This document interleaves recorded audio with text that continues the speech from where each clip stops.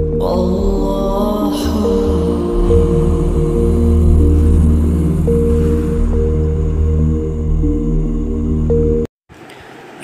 अलैकुम वरहमतुल्लाहि वबरकातुह। आज हम अपना लेसन 1 शुरू करेंगे, नौरानी क़ायदा। नौरानी क़ायदे के लिए हम जो सबसे पहले सीखेंगे वो पहली तख्ती है, तख्ती नंबर 1 हुर्फ़ मुफ़र्रदात। हमारी सबसे पहली तख्ती है तख्ती नंबर 1 हुर्फ़ मुफ़र्रदात।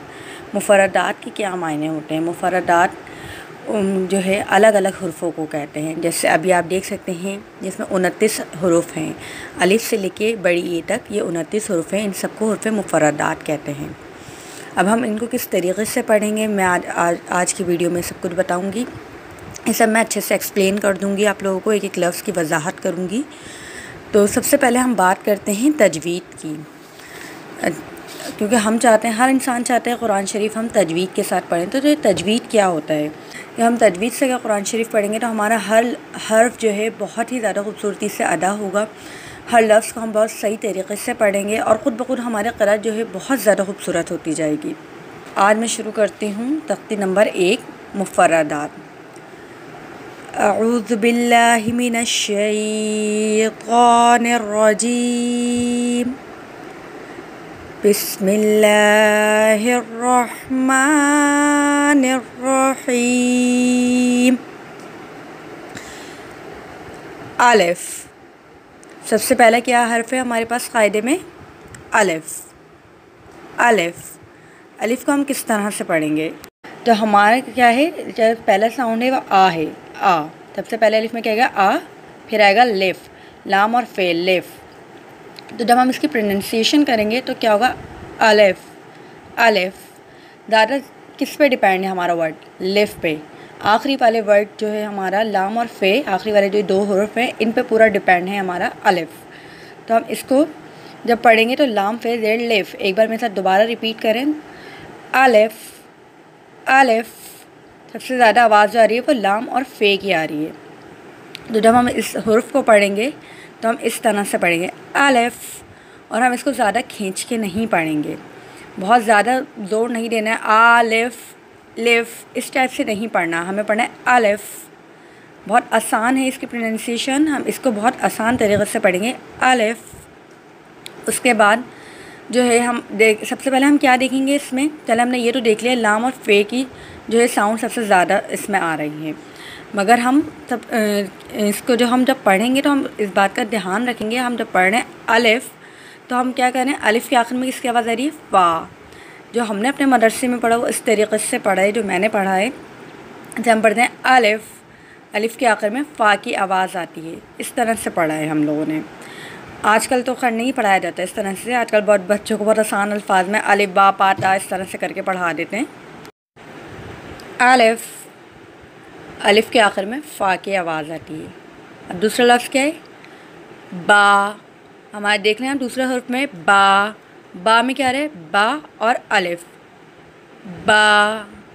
बा को हम किस तरह से पढ़ेंगे? बा, ये नहीं करेंगे बा, नहीं, बा, और बहुत ज़्यादा भी नहीं खींचेंगे। ऐसे होता है बा, इस तरह से हम नहीं खींचेंगे। बा से बहुत ही आसान तरीक़े से पढ़ा जाएगा। बा इसी तरीक़े से हम पढ़ेंगे ता। ता, ता के आखिर में भी क्या आ रहा है? अलिफ। अब ऐसे ही हम पढ़ेंगे सा। अच्छा, सा को बहुत से लोग ऐसे पढ़ते हैं सा, इस तरह से हम होठों को दांतों को दबा के नहीं पढ़ेंगे, हम बहुत अपने जो है ज़बान को लूज़ छोड़ देंगे, बिल्कुल इस तरह से पढ़ेंगे सा। ज़बान थोड़ी सी बाहर निकालेंगे दांतों से तो बहुत आसानी से हम सा अदा कर लेंगे। सा। सा के आखिर में अलिफ की आवाज़ आती है। फिर क्या है ये आखिर में? जीम। अभी देखें जीम में क्या है, तो अब देखें जीम, जीम के आखिर में क्या आ रहा है? जीम में क्या आ रहा है? जीम में सबसे पहले जी, फिर ई यानी कि या की साउंड आ रहा है, फिर मीम। मीम का साउंड बहुत जो है कम है इसमें ना, जैसे फ़ा का साउंड उसमें बहुत ज़्यादा था, अलिफ पूरा ज़ोर फ़ा पे था, मगर इसमें मीम का साउंड बहुत कम है, लास्ट साउंड बहुत कम है, एंडिंग साउंड जो है, स्टार्टिंग साउंड जो है वो बस नॉर्मल है।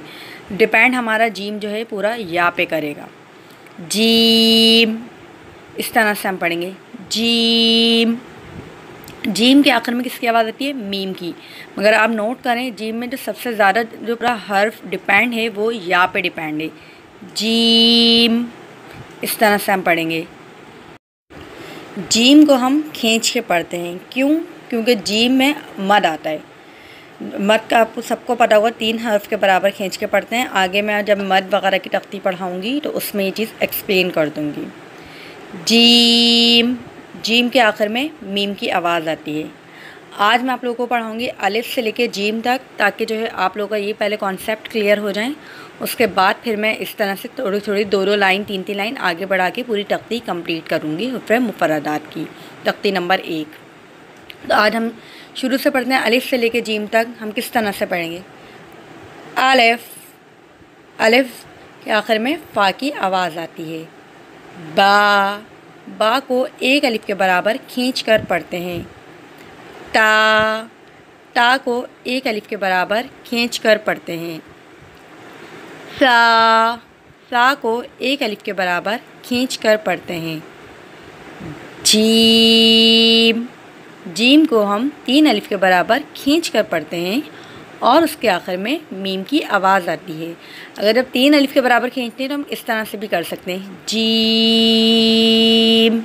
बहुत इजीली हम आराम से इस तरह से पढ़ लेंगे, वरना हम सही अंदाज में नहीं खींच सकेंगे। इस तरह से हम जब उंगलियों पे करेंगे, अपने फिंगर्स को ओपन करेंगे इस तरह से जीम, तो हम बहुत आसानी से जीम को अदा कर लेंगे और जितना हमें खींचना है उतना ही खींचेंगे। आई होप आप सबके जो हैं कॉन्सेप्ट हुर्फ़े मुफ़र्रदात के हवाले से क्लियर हो गए होंगे, अलिफ से लेके जीम तक जो मैंने आज पढ़ाया है। मुझे उम्मीद है कि इंशाअल्लाह अज़ीम आप लोगों को जो है बहुत अच्छे से सब समझ में आ गया होगा। कल इंशाअल्लाह ताला मैं हाथ से लेके बड़ी ए तक की जो है पूरी तख्ती कंप्लीट करूँगी, हाथ से लेके बड़ी ए तक इंशाअल्लाह ताला। कोशिश तो मेरी यही है कि मैं कल पूरी तख्ती कंप्लीट करूं, फिर मैं एक बार आप लोग को दोबारा अलिफ से लेके या तक पूरा पढ़ाऊं, ताकि आप लोग खुद से पढ़ें कि किस तरह से आप लोगों ने पढ़ना है इंशाअल्लाह ताला। फिर कल हम जो है नई वीडियो के साथ आएंगे। अल्लाह हाफ़िज़।